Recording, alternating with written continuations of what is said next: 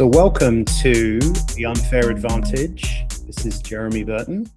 I have the great pleasure today of chatting with Gabe Marerro of Yosubi. I really appreciate you being here, Gabe. I know founder time is precious, so it's really great to have you. And why don't we start with the name of the company? It's a little bit unusual. So Yosubi, spell it for us and tell us about the name. So Yosubi comes from the Spanish Yosubi, which is I climbed up or I went up. And the idea is that we build a platform that allows for our contractors to go up to larger, bigger, better places as a company. So we help them climb up into professional, growth. Fantastic. So how do we spell it? Is it YOSUBI? Yeah, so YOSUBI.com. That's right. Okay. Very good. And you are where in the world? I am in Birmingham, Alabama. Okay. Not Silicon Valley. So it is not Silicon Valley. That's correct. Why is Birmingham a good place for you to be building a startup? In a world where you can run everything remotely, as long as you have a good network, running operations out of a place that has a lower cost of living and the flexibility of being very close to high traffic airports like the Atlanta airport, which is right next door, allows us to run in a way smaller budget and be able to try things that will be too risky to do in the Valley because the cost of doing anything is just so much higher. I love that. I love keeping the costs down. So let's talk about you and this mission you've taken. So we're always interested in founder startup fit. Why you? And why are you spending your time doing this? And why are you the best person to lead this mission?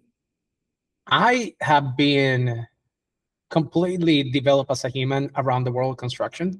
I was raised in a family of engineers. Our family business was in engineering and construction, and in construction in all sides, from aggregates to actually having a construction company.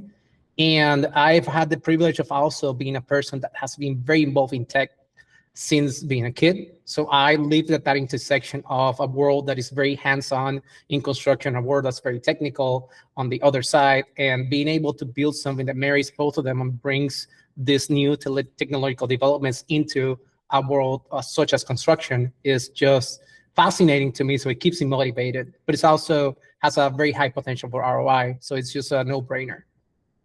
Very good.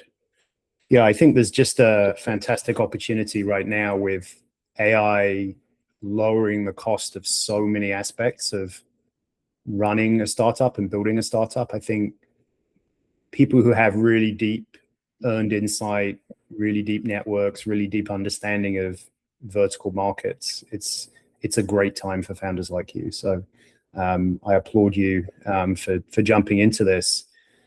So marketplaces is where we focus. Let's start with the basic question. Do you consider Yosubi to be a marketplace? And do you think it's going to continue as a marketplace, or is it going to morph into something else?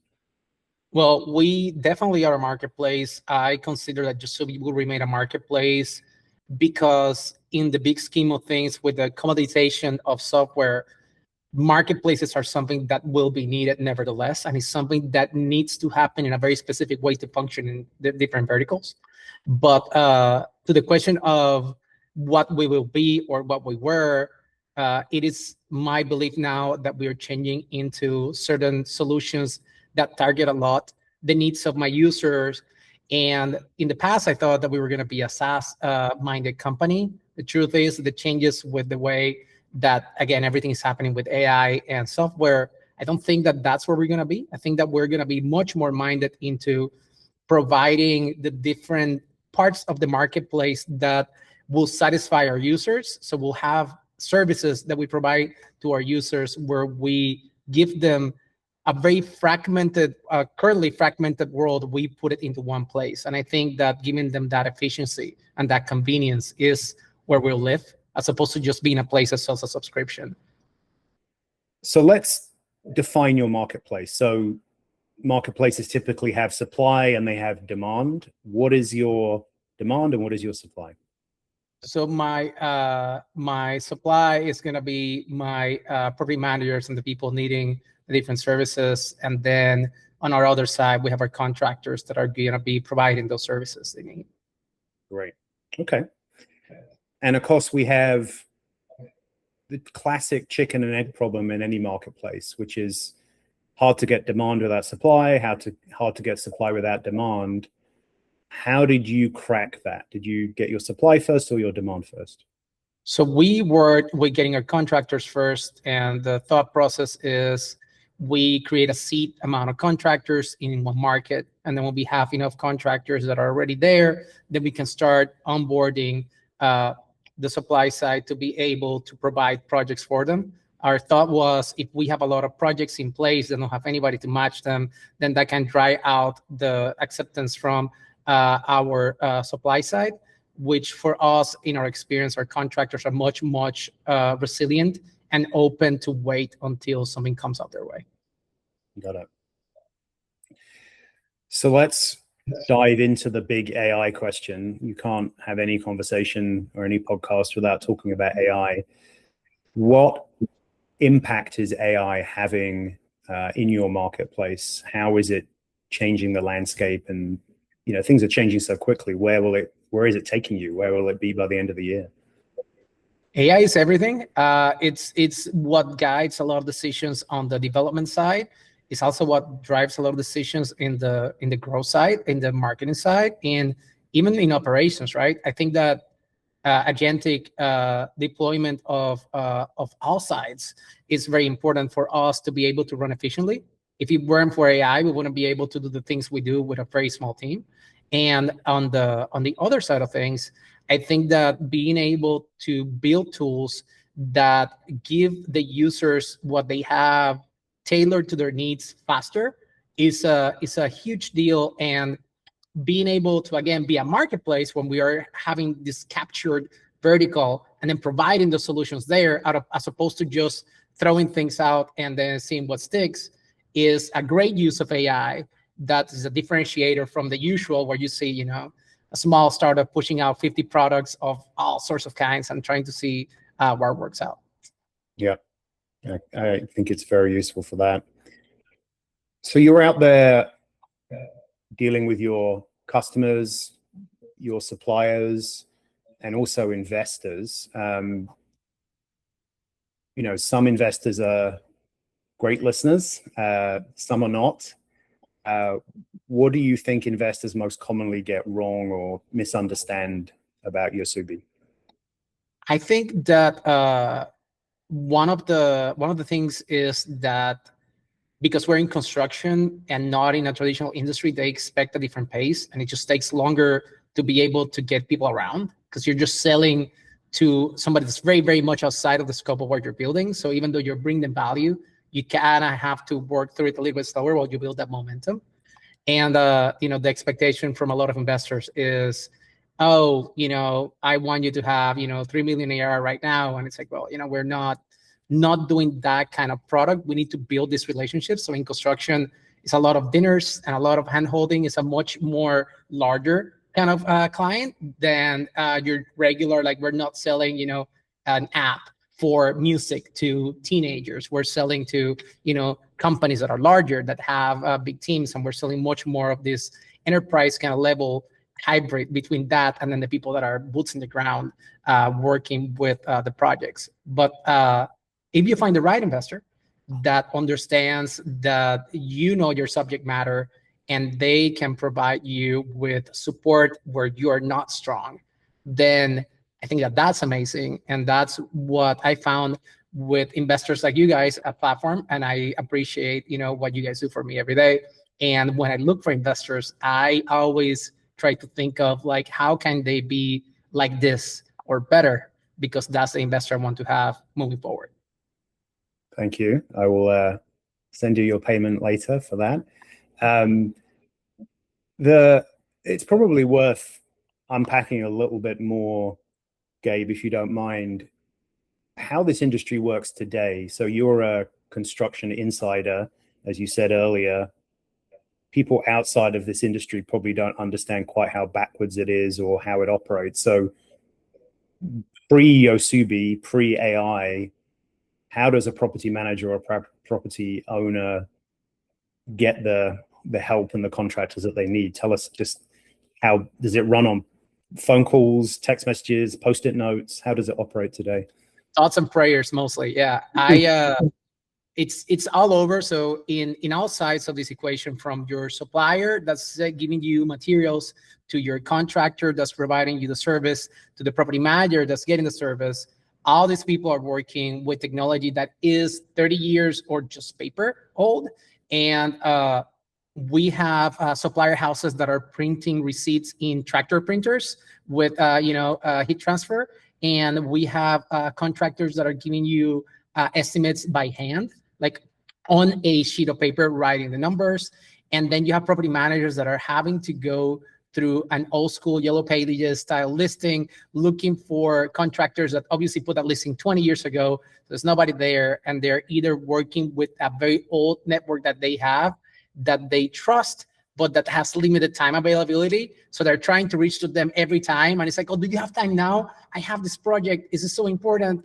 And they end up not finding the solutions they want to find, end up overpaying because they're finding a cookie cutter, large contractor that has a lot of ads up, and the price of marketing they put into their, cost estimation. And then the service is obviously very not personal, so ends up being a very unhappy relationship. And that is the sum of how a project that needs to be done in property management is done. And there's expectations on the amount of diligence that's done on like finding the right price and finding the right people, and it's just not there because you can't find enough people to analyze the project, to come and visit it, to give you a price to begin with. So that is the way things run right now in 2026 in this country. Incredible. I haven't heard the term or the name Yellow Pages in a long time. So I know, right? I know. So every startup today that I'm seeing is challenged with go-to-market. We're seeing email, which maybe used to convert 2-3% if you're doing well, is now converting 0.1% or less. How are you tracking this? What is working today in terms of go-to-market? So for us is a combination of using existing networks with different organizations and different size companies that have regional national presence, and combining that with using AI tools to be able to grow with programs that we build to incentivize user growth. So we have a revenue share program where we invite different people to come in and bring us user, and we'll give a part of our net revenue to these people from bringing referrals. And that and AI agents combined is the tool set that we're going to be using to scale through our next phase. Great. Good. Like to hear that. So let's talk about ICPs, but I do like to invert the question. So rather than talking about who your perfect ICP is, I guess ICP stands for ideal, so you don't have to say perfect, but how would you define your worst customer? What is the absolute customer that you don't want to have, and why?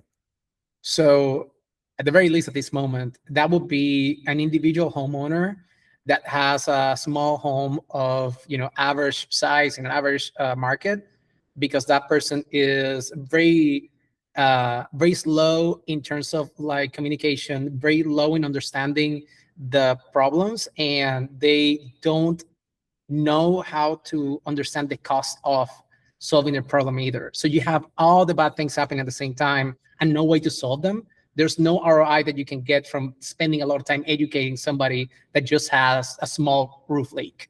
And that's not a solution. There's not a lot of CAC on it. There's the CAC to LTV ratio on it. You can't really get a lot of value on the investment that you put into getting this customer into your platform. Yeah, I can see that. So a very expensive customer to acquire, that doesn't transact very much and is difficult to deal with because they don't really have any sense of what anything should cost or what the norms are. Got it. Yes. So you're going to have a very unhappy customer that doesn't make you any money. That sounds horrendous. That's kryptonite for any marketplace for sure. Yeah. So you've been through this journey so far, obviously a long way to go as well, but pivots along the way are just part of the startup founder experience. Can you share with us any stories around pivots you've made, what prompted the pivot, whether you think it was the right pivot, whether you think you did it early enough?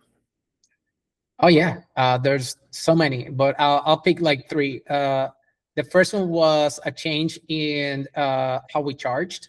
Our first thought was that we were going to be a SaaS platform and we'll have a small fee, and that was just completely not what the market wanted. We ended up having a higher fee and no SaaS component to it, and there was no questions. People were okay with it, and that's it. And we sweat this thing for so long, and then did it one day, and everybody is just going with it. And that was great. Our second big change was we changed who we're selling to. We were initially thinking of working with contractors of different sizes. And though that is a part of our longer term goals, the truth is that after analyzing what we have access to and what we had, like what was that unfair advantage that we have within the people we were working with, we noticed that our big access was small contractors that were going to be able to deploy fast to do problems that needed more immediate solving. And that was property managers. There's people that need things done right now because my occupancy is so important to me and I need this conversion to happen. And with that in mind, we revamped the way we did operations. And then lastly, the last important pivot was the way we built things before was an efficient way of doing the traditional way of doing contracting, which, you know, people will fill out a form with the information on the project and then they'll submit it and it will be sent out for bids. And then, you know, the request for proposals would trigger a negotiation period and back and forth. And we discovered that that was extremely inefficient because what people want is things done fast, things done at 80% efficiency 100% of the time. And they want it done with the least amount of friction possible. And if you just take the existing process and just put technology on it, it doesn't solve it. You need to figure out how to break that friction in the different sides. So we ended up building an agent that inputs all the information from the property manager into our system, analyzes the problem, can troubleshoot it with them, will build out their ticket, will scope it out, will tell the pricing for the project, and it would allow the property manager to be able to say, oh, I want to do this internally, or I want to send it out to a network. And then we can push it out through notifications in text messages to our network. And that is as simple as, here's the description, here's the price, this is the available time slots, you want to take it, good to go. And that makes this whole process a lot more efficient. And we are talking about 80% faster from the project being put in to the project being contracted than what we have built before, which was faster already than the status quo. So pivots are very important, and I appreciate that we've been able to do them at the right time before, you know, things just fell apart. Yeah, that's good. That's good. It sounds like true Uberization of the market and making everything on demand, efficient. Pick up the job if you want it. Don't pick it up if you don't want it. 100%. How do we make it move as fast as an Uber ticket? It's exactly the way we're trying to make it run and work for us. Fantastic. So let's go back to you and your personal journey. I mean, first of all, what is feeling hard right now as a founder? Is it hiring, products, finances, fundraising? What is tough right now? Fundraising is very tough. It's it's just a creature of what's going on in the world. There's a lot of instability in a lot of places. It's understandable. And but it's like pivoting, right? You have to understand that if the season's not prime right now for fundraising, then you move into generating revenue so that it looks even better for the investors. And that's And that's the challenge and the advantage. We know we need to do it. And now we're working through the challenge using AI agents and tools to be able to do that proper marketing and growth. Yeah. I like to say revenue cures all problems. I haven't found a problem yet that it doesn't cure in a startup. That's right. Yeah. So as you go through this experience, as you're on this journey, I think a lot of us recognize that a hugely powerful thing for any founder, probably for anyone doing anything hard, is self-knowledge, self-awareness. What have you learned about yourself? Maybe in terms of, when you go wrong, how do you go wrong? How do you mitigate any weaknesses that you have? I'd love to hear more about that. So one thing that I had an inch of knowledge about it when I went in and talked to you actually during our second meeting, was that I tend to be a perfectionist in a lot of things in life. One of the things that we discussed during that second meeting was that needs to be acknowledged and kept in front of my mind as I go into anything, because I have to understand the point when things are good enough and you can let go and move on. And that's been just something that I've been more than ever actively working on now, because I want to be able to say, like I mentioned before, I want execution at 80%, 100% of the time so that we can accelerate. And to do that, I need to be a part of that too. And that is the big challenge. And then the frustrations that happen every day are the other thing, right? With life and owning and running and being the founder of a business, you have to manage a lot of up and downs. And to me, breathing, which sounds crazy because we breathe all the time, but properly breathing, stopping everything else and dedicating 10 minutes of my day to just sitting down and breathing has changed a lot. Also, my mind going into, everything else that happens. Yeah, no, that's really interesting. And thank you for sharing. I think perfectionism is a real challenge in a startup founder. It's that classic, letting the perfect be the enemy of the good enough, or however it's phrased. Yeah. You have to learn what's good enough in any given situation, or you'll never be able to get anything done. So let's think about, based on all the learnings, both about yourself and about the business, if you had a magic wand and you could start Yosubi again today, what, if anything, would you do differently? I would have not outsourced any initial development. I would have brought in someone earlier on inside, just technical inside, and then just be completely okay with, again, doing a iteration process that was faster, and just be okay to say, it's just not working, it's just trash, it's okay, next one. I think it took a while to let go of our initial build because it had cost so much money, because we had invested so much in external sources to get it done.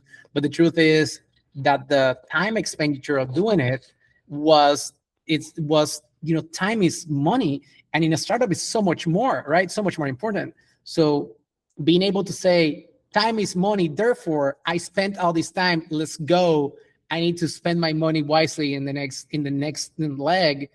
It's the same and opposite on what we were thinking at the beginning. And I think that if I were to start over again, I'll be like, it's okay to put in the trash. Just completely, just trash it and go to the next one. You know the lesson already. It taught you, it was worth the money because it taught you the lesson, and the lesson's where it matters. Yeah, the sunk cost fallacy, very, very big problem. Yes. Especially getting attached to implementation. And I think doubly so today, because AI is so powerful in writing code that the value of pre-existing code is, I would argue, is approaching zero, because it's a commodity now. Yeah, that's right. What else did you learn along the way? I mean, are there other beliefs or behaviors that you thought were the right thing going in early on, but you now realize was wrong? I think that the other thing is that you don't have to wait for someone to tell you it's right for you to do it. It's like you have to trust your gut, but you also have to trust that you are the right person for what you're doing, right? And I am, again, at an intersection between two very different worlds, and I'm being this bridge, and that's okay. And people are going to come to you and ask you the questions they have, and you should feel confident that you have the answers because you are giving them, you're building the answers. And that took me a while to be able to sit, to be on the seat and say, yes, I am the correct person for this. It's right. The others are seeing it on me. I don't need extra anybody coming to tell me, oh, yeah, that's okay, that's fine. It's like, no, this is it. You have the answer. You give the answer. It is what you say. Go. And again, it's all about we need to be certain of what we do. When we do it, acknowledge that we can fail, and if we fail, it's okay. We just learn and we move on. So it all ties very well together with the other lessons too. Yeah, I think no founder should be waiting for permission. I think that's right. You ask for forgiveness. It's the only way to be. That's right. So let's round this out. My final question is always the same. What is the unfair advantage in Yosubi? What is the edge that you have or the company has that others can't easily copy? We have a founder that is in a world that in a place that joins two different, very separate worlds. And we think that I have this access to both very bright minds in technology and very hardworking and spirited minds in the construction world. And having access to these two networks and building a place with technology so that the other network, the construction network, can go in and deploy themselves efficiently is a big deal. My construction network, obviously I am Puerto Rican and bicultural, bilingual, and being in construction, being bilingual is a big asset because 80% of small construction companies are construction companies that are Latin or Hispanic owned, and more than half of our workers are Hispanic in the industry at large. So combining that access to this whole network of contractors with my understanding of both construction and technology makes me very suited to build what I'm building and selling to who I'm selling to. Fantastic answer. Well, thank you, Gabe. Thank you for spending the time with us. Tell us again the website one more time so people can go check it out. Our website is www.yosubi.com, and that's www.yosubi.com. And we'll be happy to see you there. Great. Well, thank you so much. And once again, this has been the Unfair Advantage. Thank you. Thanks.